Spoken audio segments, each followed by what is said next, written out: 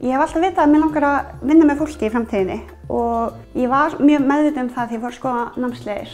Ég valdi Háskóla Íslands af því að mér finnst háskólasamfélagið í kringum Háskóla Íslands verið mjög áberandi. Það alls konar boði fyrir nemendur þar, bæði bara svona þjónusta eins og bara stúdendakjallarinn og stúdendagarðarnir hérna í kringum Háskóla Íslands og mér finnst háskólasamfélagið að vera alltaf að þéttast og mér finnst það spennandi að vera hluti af því samfélagi. Ég bý á stúdendagörðunum, bý hérna með Guðný, kærustunni minni og okkur finnst mjög gott að búa hérna.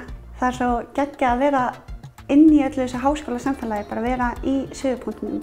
Kennararnir í Háskóla Íslands eru frábærir, þeir eru mjög aðgengilegir og maður finnur að þeir vilja manna það besta og þeir vilja að maður leiti til þeirra. Mér finnst Háskóla Íslands vera með mjög góð tengsl við atvinnulífið. Það er alltaf að reyna að tengja allt við vettvanginn. Við erum ekki bara föst í þessu skólabókardæmum, við fáum dæmum bara frá einmitt vettvangi og fáum sérfræðingar inn á sínum sviðum.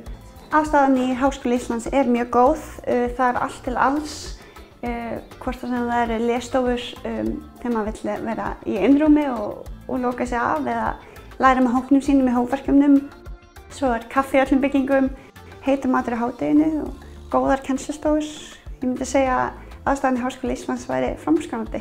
Háskóla Íslands sem æðsta menntastofnun á Íslandi skiptir mjög miklu máli út af því að hann heldur bara landinu uppi, hann er að mennta fólk til framtíðar og mikil fjárfesting í því.